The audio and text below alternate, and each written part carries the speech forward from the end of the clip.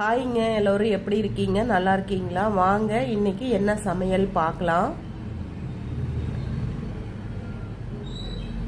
சுட சுட சாதம்,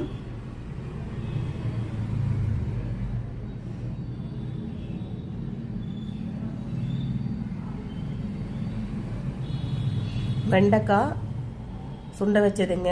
நாங்கள் வெண்டைக்காய் சுண்ட வச்சது சாப்பாட்டில் பிசைஞ்சு சாப்பிட கொஞ்சம் அப்படியே கிரேவி மாதிரி வைக்கிறது தான் நாங்கள் காய் சுண்ட வைக்கிறது அப்படின்னு சொல்லுவோம். கொஞ்சமாக புளி ஊற்றி சுண்ட வச்சுருக்கேன் வெண்டைக்காய். சாப்பாட்டில் பிசைஞ்சு சாப்பிட ரொம்ப சூப்பராக இருக்கும். ரசம், மிளகு கொஞ்சம் நிறைய போட்டு, கோல்டு இருக்கிறதுனால சீரகம், மிளகு, பூண்டு எல்லாம் போட்டு அரைச்சி வச்ச ரசங்க சூப்பராக இருக்கும்.